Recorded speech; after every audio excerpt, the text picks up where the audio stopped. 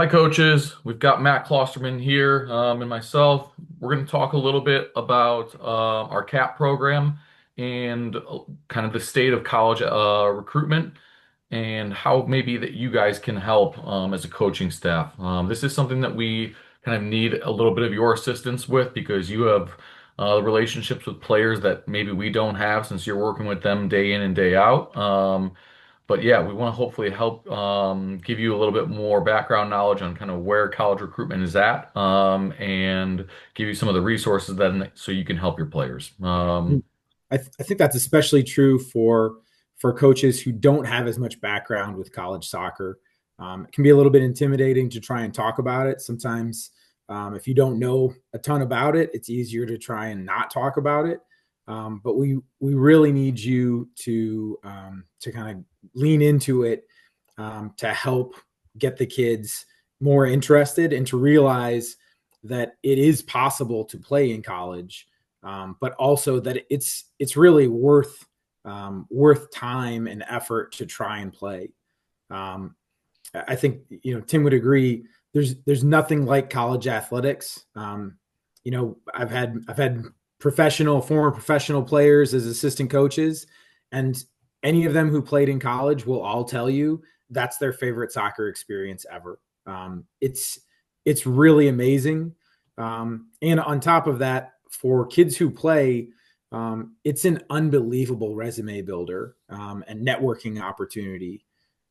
They're never gonna look back, in an interview and go, well, do you have any examples of how you worked hard or worked as a team, and not be able to talk about their experiences in college athletics? Yeah, yeah. There's so many positives to it, but like just to name a few, like there are kind of networking opportunities that college athletes will get that a normal athlete, or sorry, a normal college student will not get. Both of the universities that I've worked at have had different special programs that help our athletes get additional internships and job opportunities, and so yeah, the Right. advantages go on and on. But I Yeah. think kind of where we're at as a club, um, we do have a lot of players that have the capabilities of playing in college. However, it's not going to fall on their lap. They are going to have to do the research. They're going to have to do some of the legwork to get recruited. And I think that's true for pretty much every club, bar maybe the top 1%. But really, we have to have our players understand that it's not going to just happen for them. They're going to have to do some of the work. And that's, I think, what we're going to talk maybe a little bit about today as well. Yeah, and even for people who were involved in college sports or college soccer, even, um, a decade ago, or 20, 30 years ago, so much is different now, that it's really like night and day, from even a few years ago. So we want to give you, a little bit of background to try and help you better kind of engage your players and manage their expectations and help them try and figure out, how to be successful in this process. And part of that is understanding that the very first thing they need to know is that it is very competitive to play in college at every level. Um, I mean, it used to be like if you wanted to play, you could find somewhere to play. You have to work at it now to be able to find somewhere to play. And for if you're a good club player in our club, we can probably find you somewhere to play, but you're going to have to work hard because there are a lot of other good players who are also marketing themselves. And coaches are really overwhelmed by the number of choices that they have these days. Yeah. I think one thing to consider is just kind of how the current D1 environment is changing. So there's a couple factors that go into that. One, roster sizes are being regulated. So there's going to be roster cap limits where D1 programs can only have like 28. 28 is what I think what Yep. we're at, Yep. which is a lot smaller than it has been previously. Yep.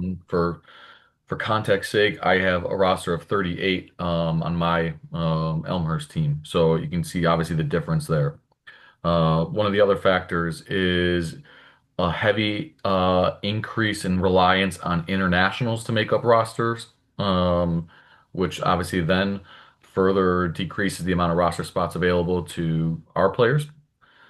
And then I would say like one of the other main factors is the transfer portal and the reliance on getting players that are more physically developed, have more experience, have a little bit more maturity maybe than for incoming freshmen. Right. For one of the things to keep in mind when you're talking to your players, is that there are some huge differences between men's and women's soccer, at the college level, and our players' ability to find rosters. I can tell you that I know my boys. They played at Oswego East High School, and they're looking at the girls team and where, girls players who are having comparable high school success are going, and girls are typically ahead in the recruiting process because college women's coaches are recruiting younger players. So some of these boys are looking at where their friends, their girls are the girls are going and are being recruited by, and they're going, oh well, I should have the same sort of interest, and it just doesn't work the same way. Girls are 3 times more likely to play college soccer than boys, and there are some reasons for that. As Tim mentioned, internationals, the level of international men's players is really, really strong across the world.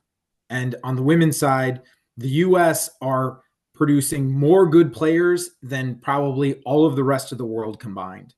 So in terms of the competitiveness of our boys and girls with internationals, the girls really hold up. The boys, like, we have some good players who are competitive, but also a lot of the internationals that come in aren't 18; they're older. So you go, okay, our 18-year-old is competing with a 22-year-old international player, and that's a tough competition for our kids. I think one of the other things to kind of keep in mind is that at the Division 1 level, just the number of programs that have women's soccer, there are about 350 that have women's soccer, essentially all of Division 1. There are only about 200 Division 1 men's soccer programs, and it's similar. There's a similar number at Division 2. So you go just at Division 1 and 2, there are a lot more programs that have women's soccer than have men's soccer. Yeah, some great points there, Matt. Thank you. I know, kind of looking at where our players typically go, and how we can maybe help them there. A lot of them are staying within the Midwest for the most part. Yep. So yeah, we may have a handful of alumni that have gone to the schools in the South or the Southeast, but the vast majority of them are sticking to D3s in the Midwest, Yep. and mostly in the Chicagoland area. So I think that's where our players, or that's where we need to at least help our players to make those connections. And if they have their heart set on going somewhere specific in the country, then it needs to be a conversation between the coach, myself, Michael, and Matt, so we can try to get them guest playing opportunities to get seen by coaches. Maybe if their heart is set on going to school in California, maybe guest playing with a Rush club that is playing in front of coaches in California, because frankly, we're not going to be getting in front of a lot of those coaches. And that is one of the big selling points for Rush when it comes to college, is that we have had, a handful of kids who've wanted to go play in the South or Southeast, and we've been able to hook our kids up with other Rush clubs at tournaments there, so that those college coaches that they were interested in could see them playing live in that part of the country. And most other clubs don't have that opportunity available.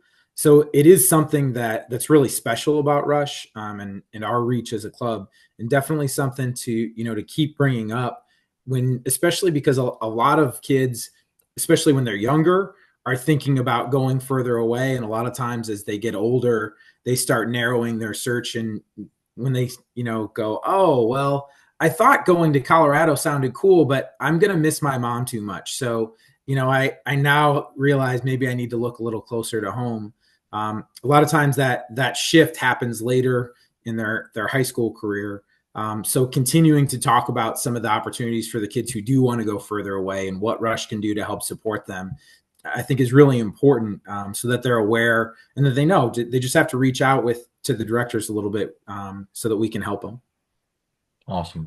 All right, so transitioning on to the next phase, so kind of coaches, how you can be more knowledgeable in this kind of arena. I think you've kind of got to take it upon yourself to do a little bit of research and to do a little bit of legwork in order to speak more knowledgeably about this. If you have a gap, and you're not really sure on these things, that's fine. Especially if you're coaching younger players and maybe eventually you want to coach high school age players. But if you're coaching high school players now that have interest in playing in college, like you need to do a little bit of legwork. And I think the first thing is go watch college soccer games in our area. Like we're spoiled for choice.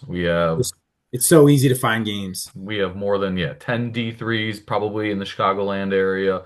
We've got almost 10 D1s in the area. We've got about 3 D2s, and then we've got almost 10 NAIAs, and then obviously countless junior colleges. So there's no shortage of soccer games, and like you need to see the level. Like I think a lot of coaches, a lot of players might turn their nose up at D3 or junior colleges, but until you go see them play, like you don't know. Like there When are D3s that will be D1s. There are D3 mid-level programs that are really, really quality and our Yeah, players would fit in right with. So if you go watch games in person, and this is the same for your kids, like get them and their players to or them and their parents to go out and watch games in person. First, it's a great learning opportunity. You as coaches have a lot to talk about if your players see games in person, especially if they're watching with you. But you're going to learn a lot about what the level actually looks like, and it's going to help you to be probably appropriately demanding of those kids who want that. There's lots of kids who say I should be a D1 player who've never seen a D1 game, and that's just nonsense, frankly. yeah. Um, I think one other factor that we're looking at is Um, just make sure that you are following up with your players when we send things out to them. I think our plan is to send something out monthly. And it really usually is going to have like a to-do list item for the players. So make sure that you read those emails because you'll be on them. And then also follow up with your players and make sure that if they have interest in playing in college, that they're actually doing the homework that we assigned because it's not like me and Matt are trying to like just add more on their plate for the sake of it. We want to help them actually play in college and just be more open to the idea. Getting some basic foundation of things to be able to talk about going forward is super important. So especially players as they're entering high school, trying to get them some basics so that they can really think through things as they get older is important. And if they're older right now and they haven't done this stuff, um, there's still time, but like the clock's ticking, so there has to be some urgency on their part. Um, the first thing that we've assigned is to go to Division 1 game this weekend. Um, so in Chicago, the links have been sent out. The DePaul girls game, our women's game is free. The Loyola men's game is only $3 with the link. So Sunday afternoon, hopefully you guys can get out and get a lot of your kids out to those. Yeah, I know we've got a former player. So he played, his name is Will Mortensen, played in Oswego. He played for a junior college, then he played for a D3, and now he's a student manager at Loyola Men's. So he's Yeah, got some really cool insight and experience, and I think we're going to get him on in a future yeah. video that we send to you. But I think going to support him in Loyola is a pretty cool venture. And I know that we've got a couple players that might be interested in the program. So definitely, if you're able to go check out those games this weekend. Yeah. Um, go I ahead. think the last thing, for me anyway, for you as coaches that we need you to do is realize the importance of video. Ever since COVID, Coaches are more reliant and willing to look at video, and kids that don't have it are really going to have a tough time getting a coach's attention, especially with the climate being as competitive as it is. To that end, we need you getting video, particularly when they're playing, your team is playing a stronger team, right? For us to be able to say our team is good, we've got to be able to have proof of that. And so if you're playing a good team and one of your kids has a great game against them, being able to show that video both as highlights and as longer clips, a half or something, that's really going to help them be able to demonstrate to that coach, yeah, actually, like I'm good. Our team is good. And so that's really important for you to realize that you need to make the effort. And if you don't, it's going to be a problem for them. Yeah. And if you're unsure with Huddle or how to do it, please just reach out to me, Matt, or your director, and we're gonna help you out. As a college coach, a lot of times I see kids film and I get sent multiple emails every single day. And I look at the player, but I'm also looking at the opposition if those players are competent, if they can Yep. run, if they can defend, if they are actually decent players, because there's a lot of players that are scoring goals, but they're scoring goals against kids that are just not good. Yep. And that's not a good predictor of success No. for what I need. And if the kid, if our kids can say, here's who we're playing against, team XYZ who plays in, at this level or had this success, that kind of establishes their bones as a player, where they can go, oh yeah, like the college coach looks at them and go, oh, this is against a really good team. Yeah, maybe I should look at this kid. Love it.